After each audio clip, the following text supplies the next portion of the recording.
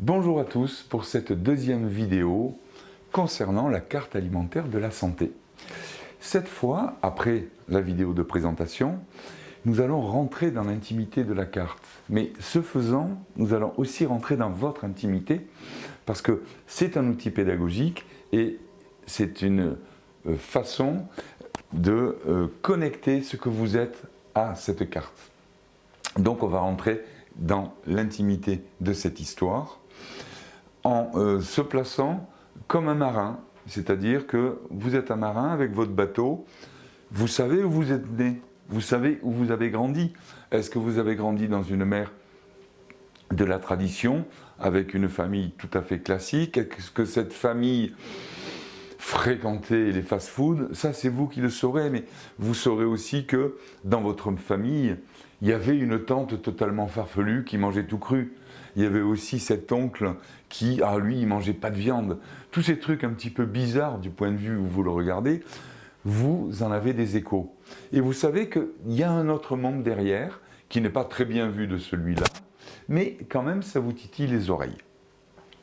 Donc, vous arrivez devant cette carte, vous vous situez, il y a des choses que vous connaissez, peut-être même que vous êtes rentré dans l'histoire et que peut-être vous avez déjà fait un tour d'un livre sans gluten si vous aviez des problèmes avec les produits, avec le blé ou avec les produits laitiers. Ici, il y a l'île sans leche.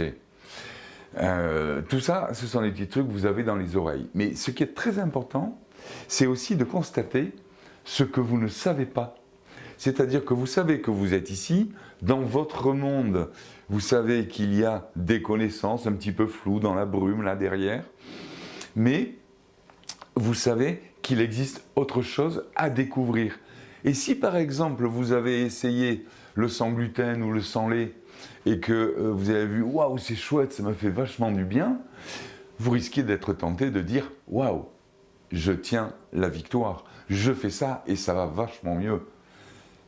Mais du coup, c'est un plafond de verre. Parce que vous n'allez pas vouloir aller derrière. Vous allez dire, waouh, j'ai trouvé la potion magique.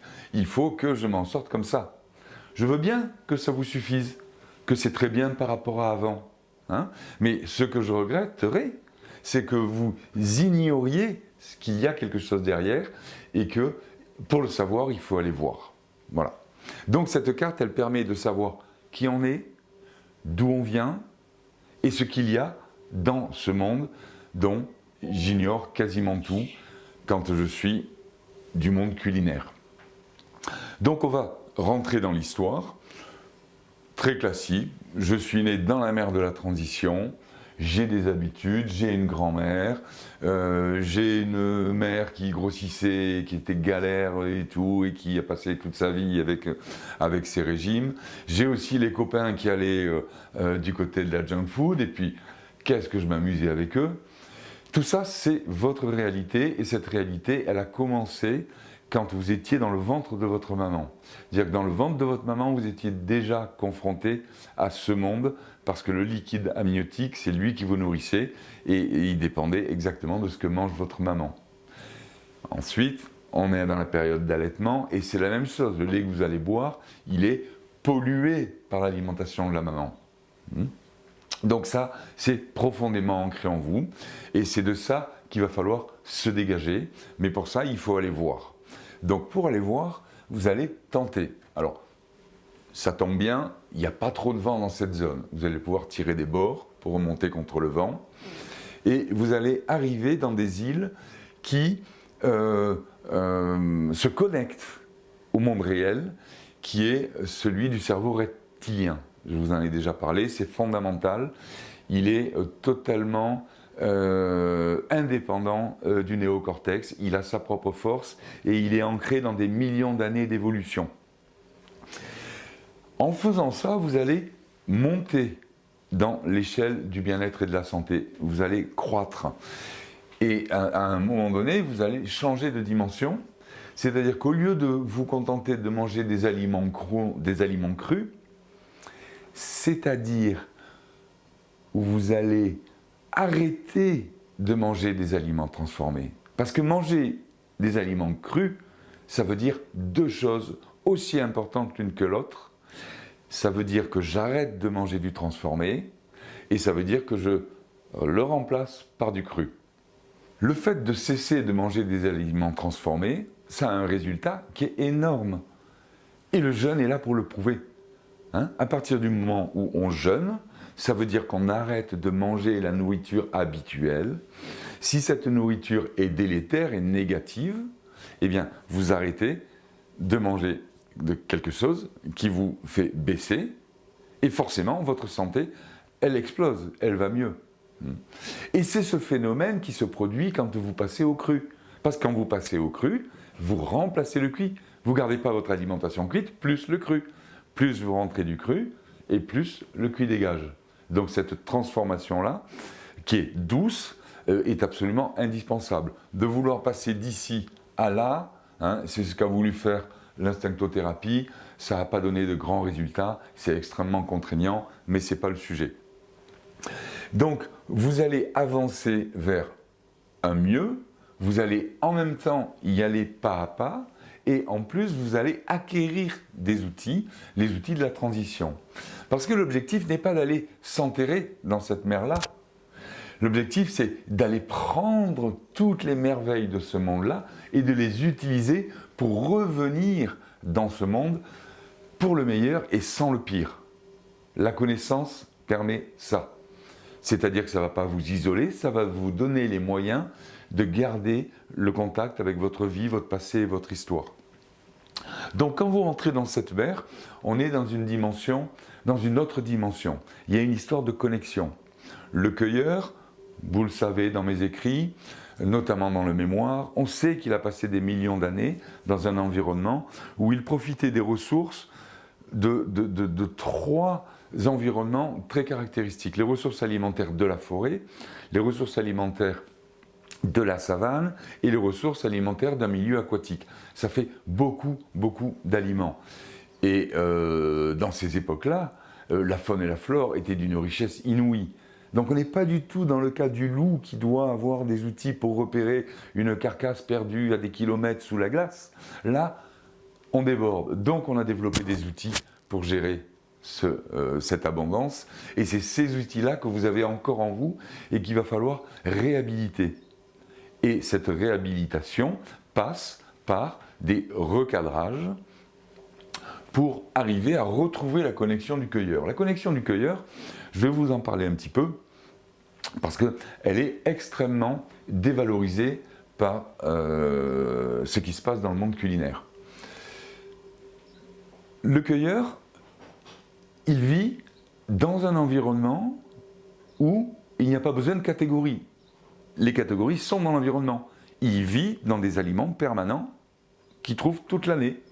Il sait qu'il y a des saisons pour les mangues, il y a des saisons où il n'y en a pas, il y en a où il y en a. Et il y a aussi des aliments qui sont très très rares. Voilà. Donc, ces aliments-là, dans chacun de ces regroupements, dans chacune de ces catégories, le cueilleur, il a des élus, il a des amoureux. Vous entendrez dans l'audio des personnes qui parlent de leur élu qui est parti, de cet amour, etc. Mais c'est une réalité. Lui, il est connecté. Il est connecté à des dizaines d'aliments qui sont des permanents et il a une histoire d'amour en permanence avec 2 ou 3 d'entre eux. C'est-à-dire qu'il n'a pas besoin, quand il arrive sur l'île des permanents, de mettre tous les aliments devant lui et de faire le couillon à sentir tout devant manger, pour pouvoir manger le meilleur. Il le sait, le meilleur. Et il sait très bien que ce n'est pas pour la vie. C'est pour ça qu'il faut, pour se reconnecter, dans un premier temps, il faut faire une évaluation sensorielle pour toute la catégorie des permanents, ce qui vous permet de découvrir vos amoureux. Et ces amoureux, vous allez pouvoir les consommer. Vous êtes sûr que vous allez vous régaler. Donc, la stratégie, c'est vous gardez votre alimentation antérieure. Vous faites la découverte de la catégorie des permanents. Vous en sortez des élus. Et bien, vous allez ensuite, dans votre alimentation intérieure, vous allez glisser ces élus et vous faire 2 prises alimentaires par jour avec un permanent, un légume qui va vous régaler. Et dans des proportions dont je vais vous reparler. Donc, vous allez découvrir ça avec des dizaines d'aliments. Vous allez voir vos 3 élus, mais ces 3 élus, c'est comme en amour.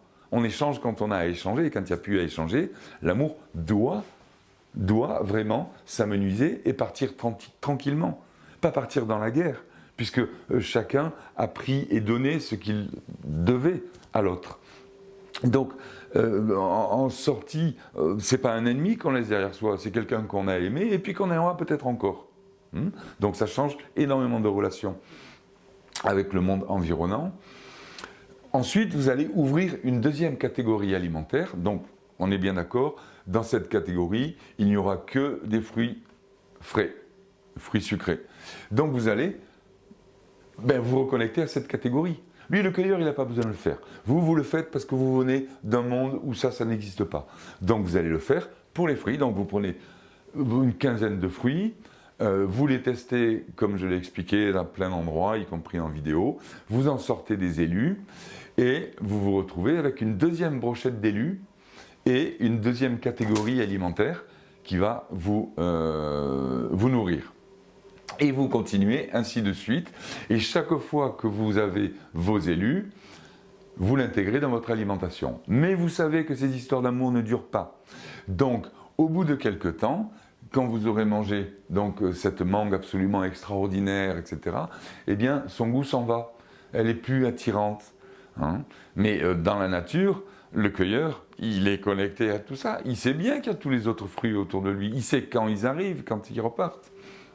Donc il n'a aucun problème pour le remplacer. Nous, dans notre petite vie étriquée, où d'un côté il y a les aliments et d'un autre côté il y a les hommes, eh bien vous allez devoir faire une évaluation sensorielle de remplacement. Dès que vous perdez les élus d'une catégorie, prenez votre baluchon, allez voir qui de droit et retrouvez 5 ou 6 nouveaux fruits, vous les testez à la recherche des nouveaux élus. C'est un petit peu comme une équipe de foot. Il y a des remplaçants qui sont sur le bord du terrain, il y a ceux qui jouent et ceux qui sont vidés, ils s'en vont et il y a un remplaçant qui vient. Donc on se retrouve avec 2 évaluations sensorielles nécessaires pour garder le niveau de connexion du cueilleur. L'évaluation de lancement pour chaque catégorie, pour trouver ses amoureux. Et quand votre amoureux il commence à vous lasser, eh bien il vous faut une petite évaluation de remplacement pour en trouver d'autres. Voilà les 2 outils. Mais une technique qui consiste à systématiquement à chaque repas avoir tous les aliments devant soi et les sentir pour prendre le meilleur est totalement absurde. Les élus, vos amoureux, vous les avez. Et maintenant, je vais vous parler de cette connexion. Parce que la connexion du cueilleur, elle passe par la bouche. D'abord, c'est l'odeur. On connaît la puissance de l'olfaction. Et puis l'aliment, vous le mettez dans la bouche. Vous le touchez avec votre langue. Vous avez de la salive. Il y a un acte d'amour puissant. Parce que ce qui se passe quand le bon aliment a été choisi, c'est qu'il y a une réponse de l'organisme, c'est qu'il y a le plaisir. Et le plaisir, c'est le plaisir vrai, fondamental, celui de départ, celui qui a une fonction. Dans les 2 grandes fonctions biologiques, on a la reproduction et l'alimentation. L'alimentation, c'est pour la survie de l'individu, la reproduction, c'est pour la survie de l'espèce.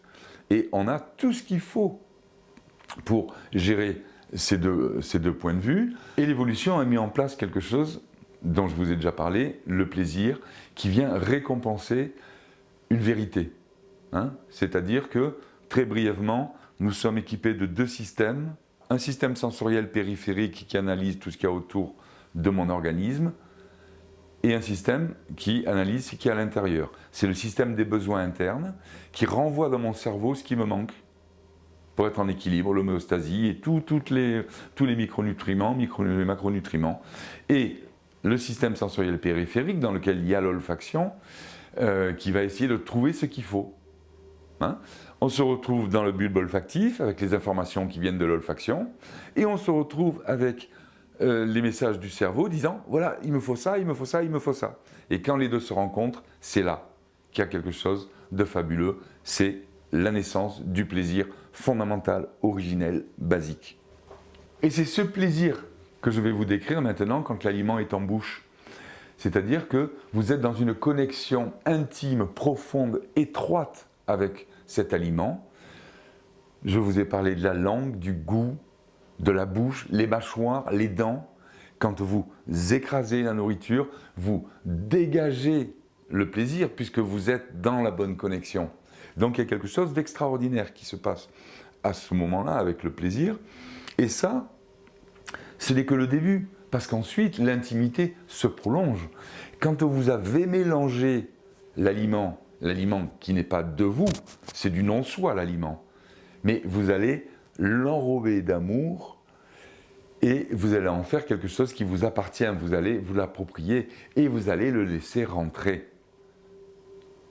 Pour qu'il rentre, il faut vraiment que vous lui ouvriez les portes et la commande des portes se passe par le système sensoriel. Il rentre à l'intérieur de vous, il vous donne tout ce qu'il a à vous donner et il ensuite rejette les déchets. Cette connexion, le cueilleur, il l'a avec des dizaines de permanents, des dizaines de saisonniers, des fruits frais, des fruits à coque, des fruits gras. Il l'a aussi avec les protéines animales, avec les protéines animales aquatiques et terrestres, et avec les sucres concentrés qui sont dans le groupe des aléatoires. Donc il a cette connaissance, il a une connexion permanente avec la nature, mais pas une connaissance de la couleur des arbres ou du bruit dans le vent ou du contact. C'est une connexion intime, c'est une histoire d'amour. On a des amoureux. Hein. Et quand on est entouré d'amoureux, effectivement, on peut laisser de côté beaucoup plus facilement les plaisirs artificiels qui sont calculés pour être bons sans avoir de fonction derrière. Donc là, on rentre dans une toute autre dimension de la relation avec la nature et en même temps de la relation avec le monde. Parce que là, on touche à l'âme du cueilleur. Parce qu'une approche interrogative, quelqu'un qui ne sait jamais ce qu'il va manger, qui doit chercher ses amoureux, qui les suit et qui les écoute quand ils s'éloignent, c'est quelqu'un qui a une force formidable pour affronter la vie. Pourquoi ? Parce qu'il n'arrive pas avec des idées préconçues. Il dit « je ne sais pas », il se transforme en éclaireur. Il n'a pas besoin d'être éclaireur quand il est dans le ventre de la maman, ni quand il tète, parce que c'est scellé ou rien. Là, il doit obéir. Et la nature est bien faite, le liquide amniotique lui apporte ce qu'il faut, le lait maternel aussi, dans le meilleur des cas, mais il n'a pas besoin de ça. Mais quand il va sortir, c'est le monde inconnu. Quels vont être ses besoins ? Qu'est-ce qu'il va devoir manger pour répondre à ses besoins ? S'il n'a pas une position interrogative, il est fichu. Et qu'est-ce qu'il va pouvoir manger en harmonie pour ne pas détruire son environnement ? Parce que là, on voit le résultat de la destruction de cet environnement, alors qu'ici, on a vraiment quelque chose qui est pur, qui est resté. Et ça c'est dans l'âme du cueilleur. Il a traversé des millions d'années, le cueilleur, sans rien toucher autour de lui. La terre, elle est restée comme neuve. Quand on compare avec aujourd'hui, vous comprenez qu'il y a quelque chose de très fort à trouver et à essayer de s'approprier. Nous voilà donc avec une connexion qui a été rétablie. Grâce à ces deux évaluations sensorielles, celle de lancement et celle de remplacement, vous êtes en permanence connecté avec cette nature par deux artifices, mais vous avez tout le temps des amoureux. Et vous avez tout le temps des amoureux, ça veut dire que vous allez pouvoir faire d'autres choses, vous allez pouvoir réexplorer ce monde-là avec une sécurité en termes de plaisir, avec une connaissance qui va vous permettre d'éviter le plus grave de cet environnement tout en gardant les connexions de votre vie, votre passé, votre histoire. Donc vous allez être super armé, non pas pour faire la guerre au cuit, mais pour rassembler les deux pour le meilleur et sans le pire. N'oubliez pas qu'il n'y a pas une santé, il y a une santé totale ou une santé partielle. La santé totale, c'est la santé du corps et de l'esprit. Quand on dit un esprit sain dans un corps sain, c'est pas grand-chose. Parce que il faut que le corps soit connecté et que l'esprit soit connecté. Connecté à quoi ? À la nature. C'est-à-dire qu'il y a une dimension supérieure dans la connexion qui fait que la qualité de la pensée et de l'être en est modifiée. L'âme du cueilleur est une âme d'ouverture, Le psychisme infantile de l'homme qui est figé dans le mode affirmatif parce qu'il n'a pas à rentrer en interaction avec sa maman, lui il est figé. Si on avance dans la vie avec ce psychisme, forcément on rentre dans des murs. Et quand on nourrit les enfants avec des aliments transformés juste après la période lactéale, on maintient le psychisme infantile au niveau. On ne laisse pas venir le psychisme adulte interrogatif.